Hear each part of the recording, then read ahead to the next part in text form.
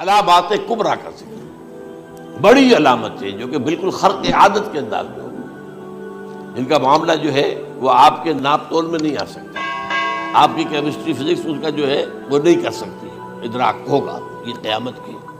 ان میں نمبر ایک کیا ہے؟ ایک بہت بڑا دھواں آئے گا، پوری دنیا کو لپیٹے گا۔ نمبر دو، دجال کا ظہور ہوگا، جو اپنی خدائی کا دعویٰ لے کر آئے گا اور بنوائے گا۔ اس کے ہاتھ میں ہو جائیں گے، قبضے میں ہو جائیں گے سارے ذرائع پیداوار کے۔ اس کی طرف بھی پہلا قدم اٹھ چکا ہو، ٹرپس کے نام سے معاہدہ ہو چکا ہے۔ کوئی ملک اپنا بیج پیدا نہیں کر سکتا ہو، یہ بیج ہم نے ڈیولپ کیے ہیں۔ ان کے ڈیولپمنٹ سے پہلے تم ایک ایکڑ سے کتنی گندم لیتے تھے، آج کتنی لے رہے ہیں؟ کس بنا پر؟ جینیٹکس کا جو کام ہم نے کیا ہے اس کی بنا پر ہونا۔ ہاں تو ہمارا حق ہے، اس کی رائلٹی ہمارے پاس آنی چاہیے۔ لہذا صرف ان اداروں سے، ملٹی نیشنل سے خریدا جائے گا بیج، اور بیج بھی وہ دیں گے وہ کہ جس سے جو فصل اگے گی وہ بیج نہیں لا سکتے، وہ بیج کا کام نہیں کر سکتے۔ جیسے آپ کو معلوم ہے کہ آپ کے ہاں جو گوشت کھایا جاتا ہے مرغے کا، تو مرغا وہ جو ہے اس میں مرغا ہو یا مرغی ہو، اس کے اندر کوئی وہ کیفیت ہی نہیں ہے۔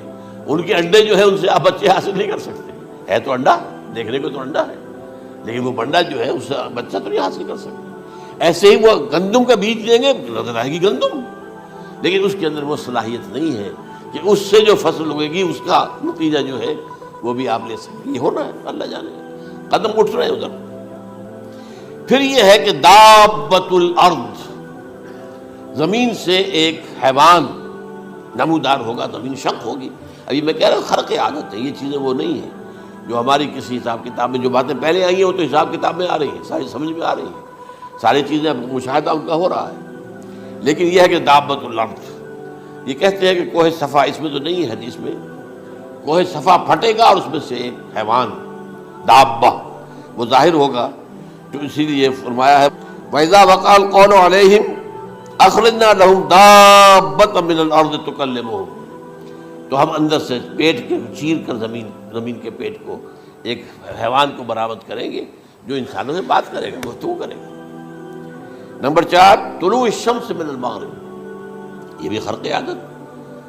سورج تو طلوع ہوتا ہے مشرق سے، غروب ہوتا ہے مغرب میں، لیکن اس وقت معاملہ الٹا ہوتا ہے۔ یعنی جو کائنات کے اندر جو گڑبڑ ہوگی کچھ سمجھ میں بات آتی ہے کہ یہ معاملہ جو ہے یہ تو اس پورے سولر سسٹم کو اگر بدل دیتے ہیں تو مشرق مغرب ہو جانا، مغرب مشرق ہو جانا، یہ سمجھ میں آنے والی بات ہے۔ اس کے بعد ہے عیسیٰ ابن مریم کا نزول، جس کے بارے میں آج میں نے گفتگو کی ہے تفصیل سے۔ یہ نزول ہونا ہے، یہ علامات قیامت میں سے حضور نے بیان فرمایا ہے، اور قرآن مجید کی جو اصطلاحات ہیں اس کے حوالے سے میں نص قطعی جو ہے وہ میں آپ کے سامنے رکھ چکا ہوں۔ پھر یاجوج ماجوج کا ایک معاملہ ہے، یہ میں ابھی اس وقت زیادہ اس پر بات نہیں کر سکتا۔ حضرت عیسیٰ علیہ السلام کے نزول کے بعد دو کام ہو گئے، یہودیوں کا قلع قمع ختم، تمام یہود، ایک کام تو یہ ہونا، اور نمبر 2 عیسائیت کا ختم ہو جانا۔ عیسائیت کی نفی کر دیں گے، بھائی تم مجھے خدا کا بیٹا بنائے بیٹھے ہو، میں تم خدا کا بیٹا نہیں ہوں، میں تو اس کا بندہ ہوں، رسول ہوں، میں نے تم سے کب کہا تھا کہ مجھے خدا کا بیٹا بناؤ۔ نمبر 2 یہ کہ وہ خنزیر کو قتل کر دیں گے، یعنی یہ تم نے خنزیر کب سے کھانا شروع کر دیا؟ میں تو تم کو نکاح اجازت دے کر گیا تھا، یہ تو شریعت موسوی میں حرام تھا، اور میں کہہ کر گیا تھا کہ یہی شریعت تم پر لاگو رہے گی، ہاؤ کم تم نے کیسے یہ؟ آج بھی بہت سے رومن کیتھولکس جو ہے وہ سور نہیں کھاتے، وہ اس میں ہے ان کے اندر کچھ نہ کچھ بعض جو ہے جو حضرت عیسیٰ کی تعلیمات کا کچھ اثر ان کے ہاں ہے۔ میں تو ایک مرتبہ، یہ 1971 کی بات ہے، 4-5 دن کے لیے برسلز میں رکا تھا، اس لیے کہ وہاں مجھے ایک صاحب نے خط لکھا تھا کہ وہاں ایک نوجوان ہے، ابھی اس میں ایمان لایا ہے، اور اس کے کچھ مسائل ہیں، ہم کوشش کر رہے ہیں ان کے مسائل حل کریں، آپ بھی جا رہے ہیں۔ میں انگلینڈ جا رہا تھا تو واپسی پر آپ ان کے یہاں چند دن ٹھہرے، میں حیران ہوا۔ ویسے اس نے مجھے اپنے گھر ٹھہرایا نہیں، اس لیے کہ ماں باپ تو اس کے کرسچن تھے، اور پولیس کا چیف آفیسر اس کا باپ تھا، چیف آف پولیس فورس۔ اس نے مجھ سے ایک دن کھانے پہ بلایا، ہوٹل میں ٹھہرایا مجھے، اس نے کہا آپ اطمینان سے یہاں کھانا کھائیں، اس گھر میں نہ آج تک کوئی شراب کی بوند آئی ہے اور نہ ہی کوئی بوٹی آئی ہے سور کی، رومن کیتھولک سے۔ اب اکلوتا بیٹا تھا عبدالعزیز، اس نے بعد میں بیان رکھا، وان کینٹن اس کا نام تھا جو کہ اوریجنل تھا، پھر اس نے نام رکھا عبدالعزیز وان کینٹن، پرانا نام بھی برقرار رکھا۔ نہایت نیک، نہایت خوبصورت، 28 سال کی عمر تھی، اور اس وقت میں نے دیکھا تھا کہ اس کی فقہی معلومات جو ہے میری معلومات سے 10 گنا زیادہ۔ اس کی وجہ کیا ہے؟ وہ گیا تھا موراکو میں ایز اے ٹیچر ملازمت کرنے، پیسہ کمانے، وہاں وہ مسلمانوں سے اس کا ہوا رفت ضبط ہوا، اسلام کی تعلیمات سامنے آئی، اسلام میں آیا۔ اب اکلوتا بیٹا ہے، اب ماں باپ جو ہے کرسچن کیتھولکس۔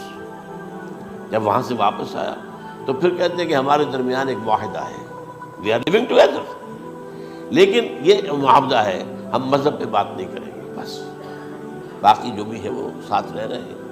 لیکن میں حیران ہوا، مجھے معلوم نہیں تھا۔ اچھا، اس کے بعد اس نے جب اسلام کا فیصلہ کیا تو اس کے سامنے سوال آیا کون سی فقہ اختیار کروں؟ تو اس نے بڑی جو ہے تھورو اسٹڈی کی ہے تمام فقہوں کی، کمپیریٹو اسٹڈی، ان کو کرنے کے بعد پھر فائنل فیصلہ اس کا یہ تھا کہ حنبلی فقہ میں اختیار کروں۔ چاروں فقہوں میں سب سے لیٹسٹ حنبلی ہے، یعنی حنفی نمبر 1، پھر مالکی نمبر 2، پھر اس کے بعد شافعی نمبر 3، پھر یہ امام احمد ابن حنبل ہے۔ اور امام احمد ابن حنبل کے زمانے تک احادیث بہت بڑے پیمانے پر جمع ہو چکی تھی، جبکہ ابھی حضرت امام ابو حنیفہ کے زمانے میں کوئی اتنا زیادہ جو ہے حدیث کا بھی ذخیرہ نہیں بنا تھا۔ اسی پر تو لوگ حیران ہوتے ہیں کہ زیادہ حدیث امام ابو حنیفہ کے علم میں نہیں تھی، لیکن مجال ہے کہ ان کا کوئی فتویٰ جو ہے کتاب و حدیث کے، کتاب اور سنت کے خلاف ہو۔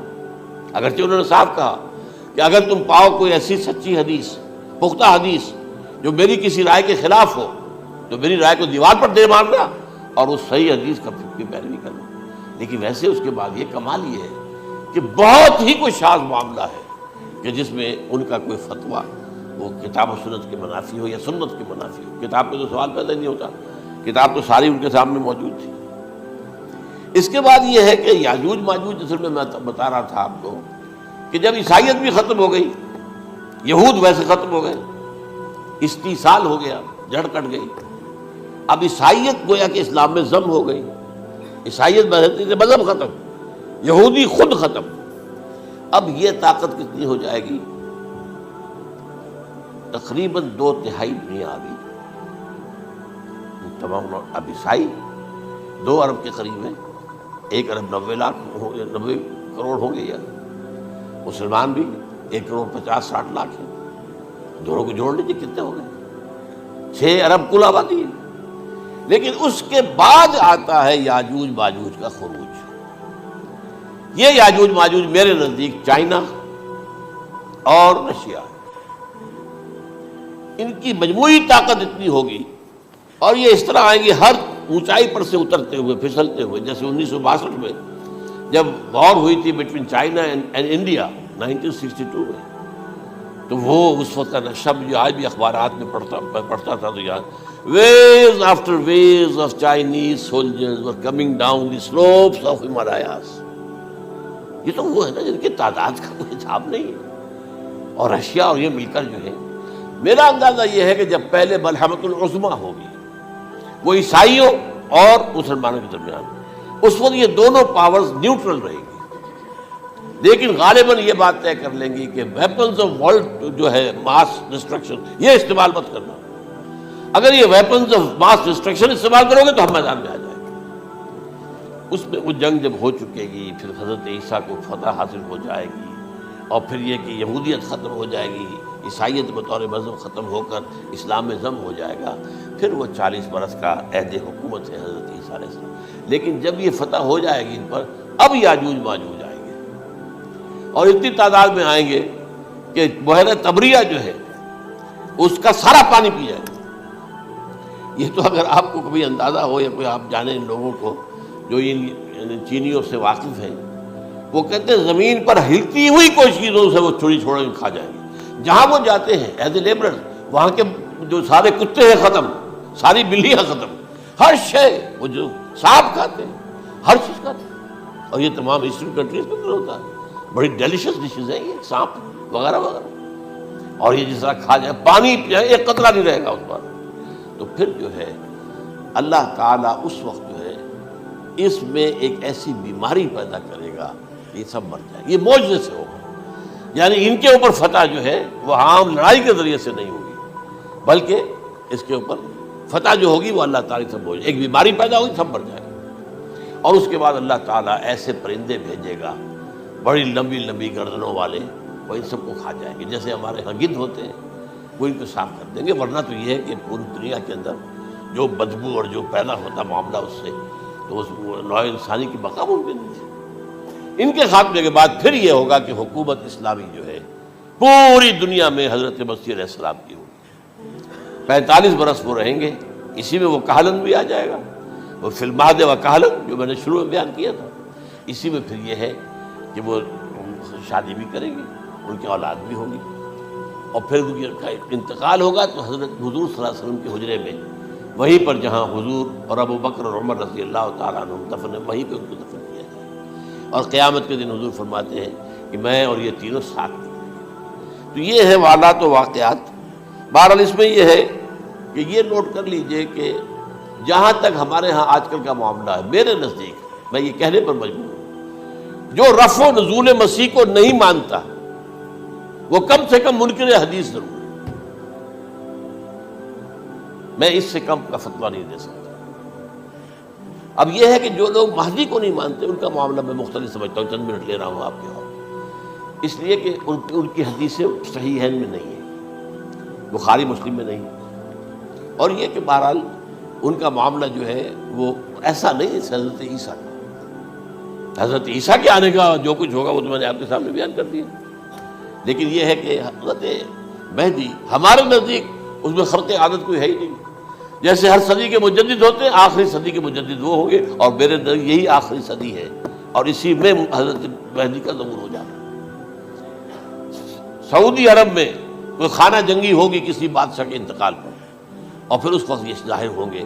اس وقت ملک کے حالات کو سنبھالنے کے لیے لوگ ان کو زبردستی نکالیں گے، چھپے ہوئے ہوں گے ایک گھر میں.